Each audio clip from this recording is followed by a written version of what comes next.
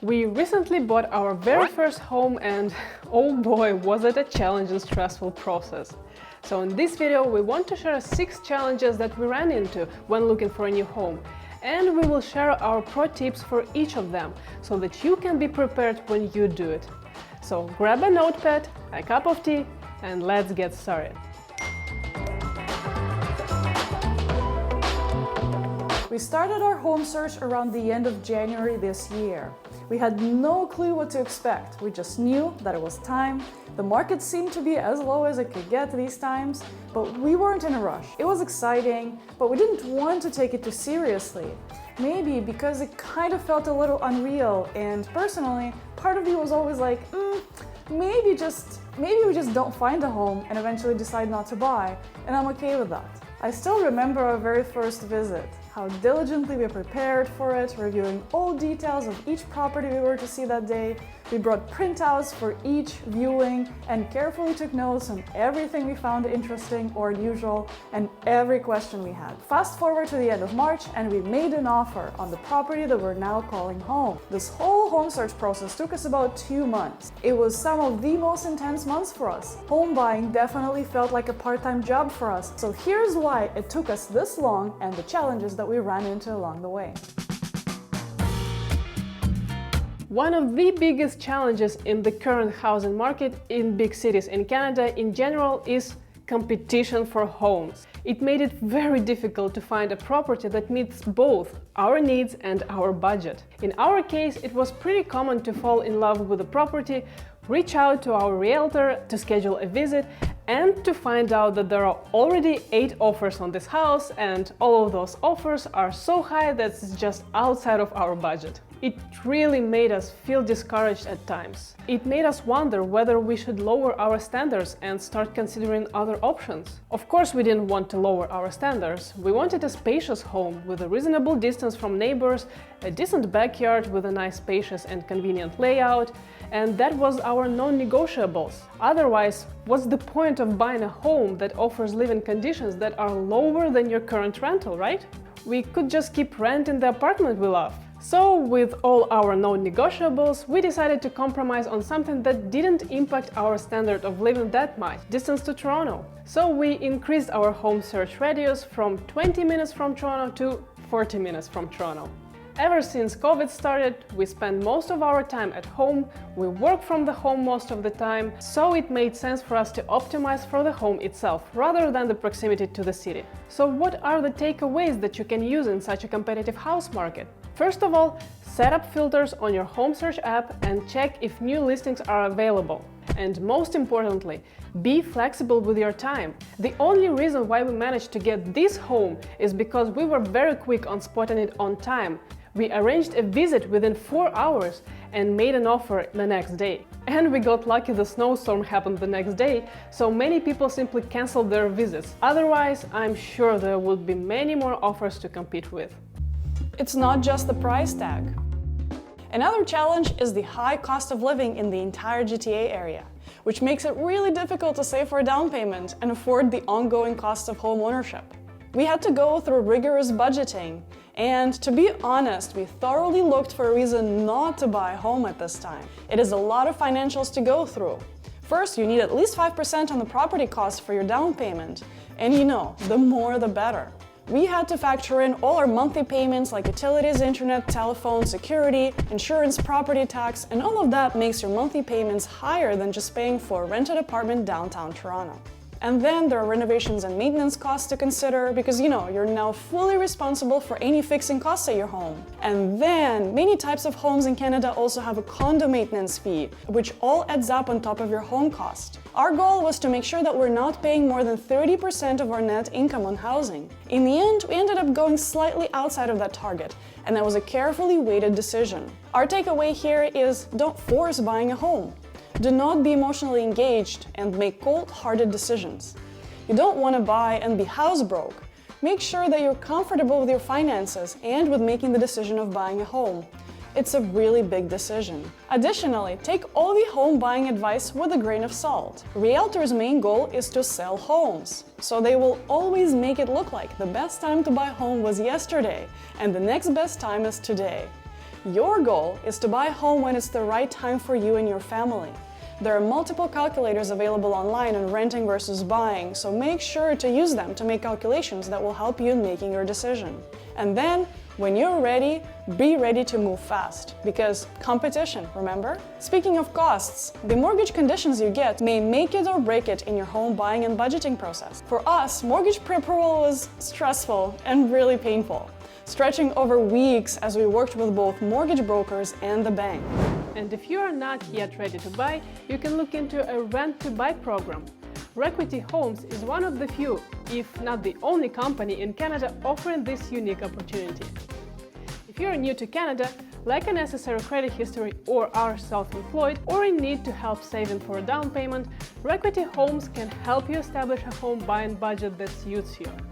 You will work together with them to find your dream home, which they will rent to you. A portion of your rent will go towards the future down payment for the home. And when you're ready, you can buy the home back. This unique program makes home buying possible and accessible for more people, particularly newcomers who lack a long credit history in Canada. To learn more about and to apply for the rent-to-buy program, please use the link provided in the pinned comments below. Housing market is complex, with many different neighborhoods with their own character and challenges. And there are also different types of properties to consider. It took us countless hours learning about each city within the GTA area, learning about pros and cons of property types, like what's condo, what's a townhouse, how it's different from a freehold townhouse, what's a bungalow, and so on and so forth. And depending on where you look, there are different taxes and land transfer fees associated with the home ownership. We also had to deeper understand the construction lingo, learning everything about the types of roofs, electrical wiring, HVAC systems, and so on. Another thing we had to do is research about the neighborhoods. Each city has good and bad pockets, and we wanted to make sure that the area was safe and lively enough for us. The main takeaway for us is do your research. There is just no way around it. Do your diligence on home inspection and on the neighborhood. Don't look at the cities as the whole, as we mentioned. Every city has a good and a bad neighborhood. Look closer at different areas within cities, especially if you have children and school ratings are important to you. Or if you travel for work and highway or transit proximity matters to you. Don't make decisions you're not super comfortable with. If it's not a hell yes, then it's a no. The distances are large. This is a problem if you're living in Toronto but looking for a home in GTA area. When we initially set out to buy a home, we knew there's no way we'll buy in Toronto. We just couldn't afford it. We wanted a home, a spacious place, one that would have plenty of space for our 2 kitties, and something that would be much better than our current apartment. Otherwise, it's just not worth it for us. With our budget, we had to get outside Toronto, but still wanted to keep the travel time to the city reasonable. So we set out a radius from Burlington in the west to Oshawa in the east to Newmarket in the north. It was a big radius, and we drove to almost every city within that radius to view properties. And that's not small distances. We'd spent hours in traffic and had ranked up hundreds of kilometers in driving. This helped us understand the vastness of GTA. But it also helped us eliminate some cities as well. Cities like Oshawa, Acton, Mississauga were excluded just because they didn't have the vibe we were looking for, and the drive was really not worth it. Eventually, we excluded almost all West Side because we realized that West is overhyped. Everybody goes there, and that means that the prices are higher and the square footage is lower. We even considered Georgetown at the northwest, which is a really cute, nice little town. But unfortunately, commute for that looked like hell. Oh yes, it's also important to have an easy ride to Toronto by GO train in the GTA. After about a month of searching around, we were exhausted from all driving all over the place. We've discovered the beauty of Durham region and kind of fell in love with it actually. West is overhyped, and for that reason, Durham region is not yet that popular. When we finally narrowed to just 2 to 3 cities, it became a lot easier for us to track new listings and do viewings because they were all in good proximity from each other. So if you are, like us, thinking of moving out of Toronto, take your time to get to know the cities within the GTA before you start doing home search. Make sure you're familiar enough with the areas so that you know in advance what areas to focus on and what areas to exclude. This will help you avoid taking unnecessary trips to areas that you won't like. Quality of homes. quality of homes in and around Toronto honestly kinda sucks. We've touched up on this in the video on why we're leaving Toronto, but the truth is, it's pretty much the same all over Canada. We've visited numerous properties that just look the same, feel the same, because they were built using the same standard layout and materials. It almost felt like a Groundhog Day over and over again. We couldn't imagine ourselves living in a home like this because it just felt like a copy-paste of something else.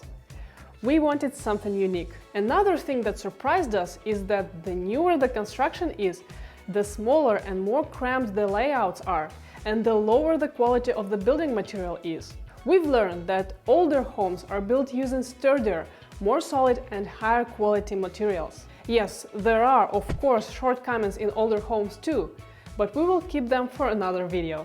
As new construction happens, the population grows and there is less space to build on. Additionally, there is not much land to expand into because of the Ontario Greenbelt, which protects farmland, communities, forests, wetlands and watersheds, so that limits the land you can build on even more in GTA. Having realized all that, we changed our strategy and prioritized looking at homes that were built older, between the 50s and the 80s. The layouts are more reasonable, there is backyard space, and it's larger, and the quality of materials used is better. We even viewed a few homes built in the 30s. It definitely had that century-old vibe, but we didn't feel too comfortable buying a 100-year-old home as our first home. Personally, we will always recommend older homes. More space, better quality of construction, better materials. But you have to be prepared to take care of it and do some maintenance and renovations, of course. Just keep an eye on the big five: structure, electrical, roof, doors and windows, and plumbing. If those are good and upgraded, the older house is definitely worth it. But if you're not that picky in terms of quality and space, and you prefer the new, freshly painted construction, then there is plenty of it everywhere, and it'll be much easier for your home search. You have many decisions to make. There are just so many things to consider when you're buying a home, from the type of home, to the layout, to the neighborhoods, and so on. Do you want a basement? Do you want 2 stories? Big backyard or small backyard? Open concept kitchen or separate? And the list goes on.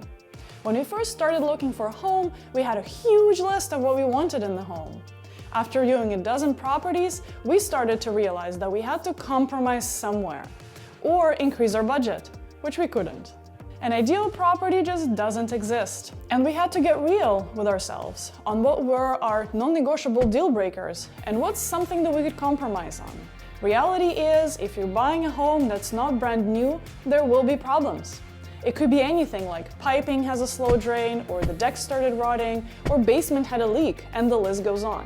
It happened to us a few times, for example. We found one amazing property, but the electricity just didn't work in one part of the home. Or another property that we fell in love with had a hole in the roof and required like $50,000 in renovations. And even if the property is new, that's even trickier, because you just don't know how well the home was built and what kind of surprises you should expect soon. We've seen some pretty bad news about poor quality construction, like this one in Montreal, where the best solution seems to be just demolishing and rebuilding the new home. It's scary. It's also stressful to make so many decisions for what is likely to be the biggest purchase of our lives. So what can be done? Well, be clear on what your deal breakers are. What are the absolute top things you must have in your new home? Make a list and focus on it when making your choice. One model that helped us make decisions was asking ourselves, is that something that we can change if we'd like, or is that something that we'll have to live with? For instance, if we don't like the layout of the basement, we can change some walls up. But if your backyard or kitchen is too small, there's nothing we can do with it. If we need to repaint walls or change floors, that's easy and can be done. But if the area itself is not the best, the location of the house can't really be changed. And always have a home inspection. In our experience, local home inspectors are the best. No need to go with the big famous companies. Local inspectors can also provide more valuable information on the city, the neighborhood, and useful services around the area. Closing is stressful. Closing on our home was probably the most stressful event of my last couple of years. The thing is, You don't buy homes casually in your life, so every single thing you do is you doing it for the first time. Since buying a home is such a significant purchase, there are lots of agents involved in it, like realtors, lenders for the mortgage, lawyers, home inspectors, contractors, and so on. Those are all the people you have to coordinate with, especially if you're ready to make an offer. Given the competitiveness of the housing market, we had to make decisions fast, and we had to act fast as well. That involved moving large amounts of money around for the deposit, arranging inspection appointments, finding a lawyer, and trusting they will do their job well. It was a lot to go through, and we found ourselves leaning a lot on our realtor. She was absolutely fantastic, and we were so lucky to have her. Once we had our offer accepted, it was even more stressful working with our lender to get our mortgage finalized. There is a lot of paperwork involved, since the bank is lending you a pretty big amount of money. Once everything is finalized, there is a lot to do with arranging moving, packing up, setting up utilities, and renovations that we had to deal with. It was just a lot. In the end, it all worked out for us.